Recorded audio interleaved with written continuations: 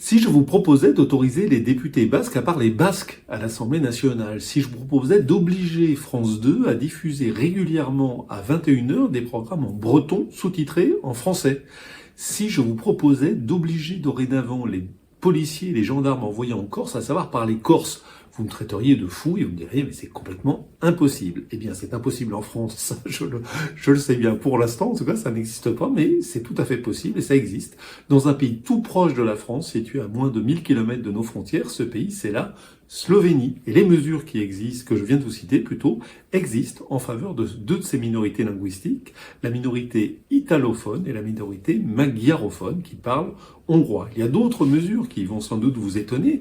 Évidemment, l'italien est co-officiel dans les communes où on parle italien à côté du slovène, qui est la langue nationale, le hongrois, est langue co-officielle dans les territoires où on parle hongrois à côté du slovène.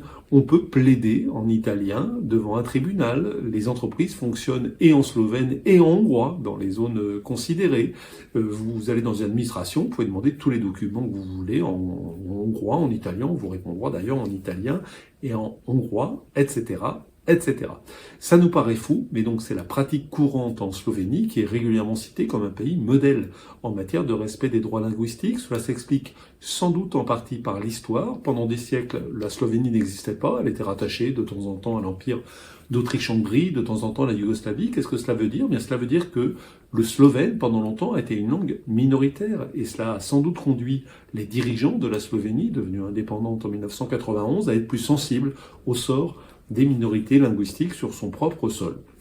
Reste la question qui fâche, est-ce qu'on n'est pas en train d'alimenter des tendances séparatistes sur place, parce que naturellement les communes où on parle italien sont proches de la frontière italienne et les communes où on parle hongrois sont proches de la frontière hongroise. Bien, c'est exactement le contraire. En fait, comme ces minorités sont parfaitement respectées, elles n'ont aucune raison de vouloir quitter la Slovénie. On a exactement la même chose en Suisse, si vous voulez, parce qu'il y a deux manières finalement de faire tenir ensemble un État où il y a des cultures différentes.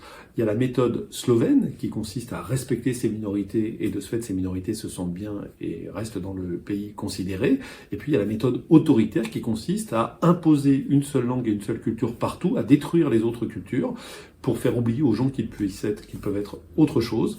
Je crains malheureusement, moi qui suis patriote, ça me fait mal au cœur de le dire, mais je crains que la France ait plutôt choisi la deuxième voie que la première, alors que seule la première me paraît conforme à la noble ambition de notre pays, d'être le pays des droits de l'homme. Parmi les droits de l'homme, il y a les droits des minorités linguistiques. Plus de détails, comme d'habitude, sur la version écrite de la lettre d'information de l'Express sur le bout des langues.